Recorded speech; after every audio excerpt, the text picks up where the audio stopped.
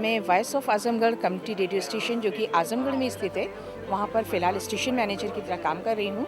और जहाँ तक सवाल अगर हम बात करें कि हम कम्युनिटी रेडियो स्टेशन क्यों करते हैं, तो सबसे बड़ी चीज़ ये है कि आजमगढ़ क्षेत्र एक ऐसा क्षेत्र है, और चूँकि हमारा जो अपना रेडियो स्टेशन है वो आजमगढ़ से 15 किलोमीटर और अंदर के साइड में है, तो वो अनजान शहीद में स्थित है।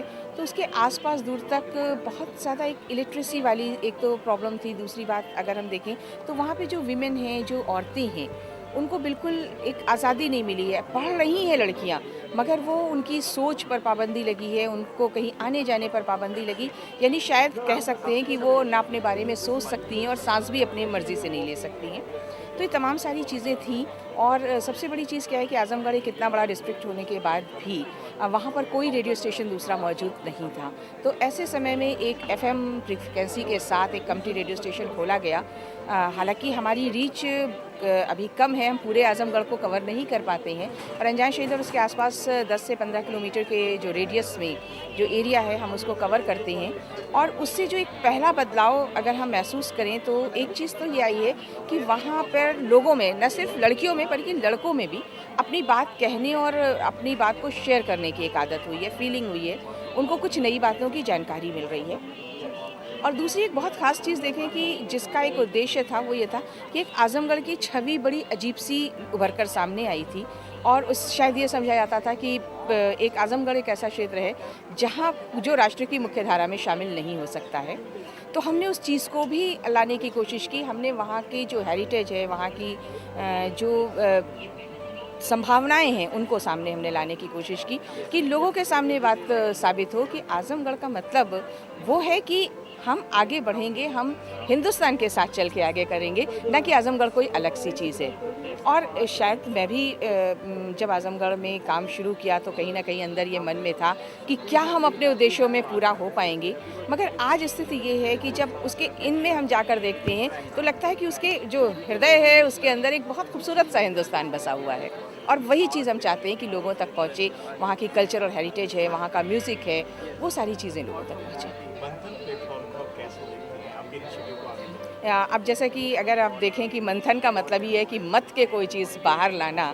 मंथन के ज़रिए ही हम मुझे लगता है कि एक बहुत अच्छा प्लेटफॉर्म है, जहाँ पे एक तो पहली चीज़ अगर हम कम्युनिटी रेडियो के तौर पे देखें तो कई कम्युनिटी रेडियो स्टेशंस मिल रहे हैं, बात कर रहे हैं। इसके अलावा हम नई टेक्निक और जो क्या टेक्नोलॉजी है उससे भी हम दो चार हो रहे हैं। ठीक है कि हम एकदम हमारी सारी कम्युनिटी उसको नहीं समझ पा रही, पर अगर हम समझेंगे तब हम दूसरों को समझा पाएंगे। और मुझे लगता है कि अगर हम इन कम्युनिटीज़ को मंथन के ज़रिए जिस तरह से साबित हुए, इस तरह के हमें प्लेटफॉर्म मिलते रहे, तो बहुत जल्दी कम्युनिटी रेडियो जो है वो उस ऊंचाइयों तक पहुंचेगा जहां वाकई कम्युनिटी को उसकी ज़रूरत है, और हम उसकी ज़रूरतों को शेयर कर सकेंगे, उन्हें सॉल्व कर सकेंगे। कम्युनिटी रेडियो से जुड़ी हुई कोई ऐसी समस्या जो आप कहना चाहें और हम उसको सच तक पहुँचाएँ? हाँ, बिल्कुल, बहुत सारी वैसे तो समस्याएँ हैं, पर कम्युनिटी रेडियो से जुड़ी जो 2 प्रमुख समस्याएँ हैं, उसमें से मुझे लगता है कि ज़्यादातर स्टेशंस उन दोनों समस्याओं से जूझ रहे हैं। First is the power cut off.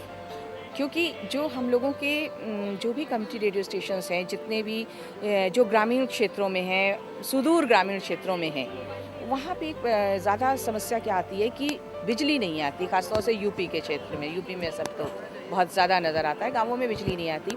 हमें भी समस्या है कि हमने हाई पावर यूपीएस वगैरह सब लगा रखा है, मगर अगर दिन भर में 5 से 6 घंटे बिजली आएगी तो हम 7 और 8 घंटे का जो प्रसारण देते हैं, कहीं ना कहीं अक्सर प्रॉब्लम आती है, लोड शेडिंग होती है, हमारे इक्विपमेंट्स ख़राब होते हैं।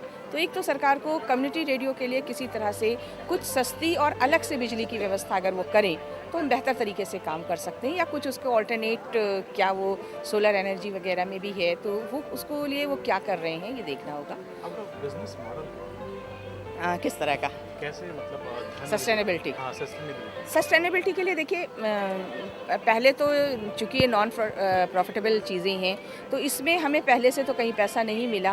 कुछ डोनेशन, कुछ आम लोगों से कहा कि भई आपके क्षेत्र में आ रहा है, जिस एनजीओ के ज़रिए जिस एजुकेशन में कैंपस में हमने ये खोला है, उन्होंने फ्री में हमको जगह फ़िलहाल दे दी कि आप करें। उसके बाद इक्विपमेंट के लिए कई जगह से पैसे करके हम लोगों ने वो इक्विपमेंट्स लगाए हुए हैं, काम कर रहे हैं। और डीएवीपी इम्पैनलमेंट में हम लोग हैं, एक्सेप्टेंस लेटर दे चुके हैं, पर अभी तक कोई ऐड नहीं मिला है। बाकी ऐड वगैरह जो लोकल बेनिफिट्स पे मिलते हैं। और हमारी अगर हम सच पूछें तो जो सस्टेनेबिलिटी हमारी है वो हमारा मैन पावर है।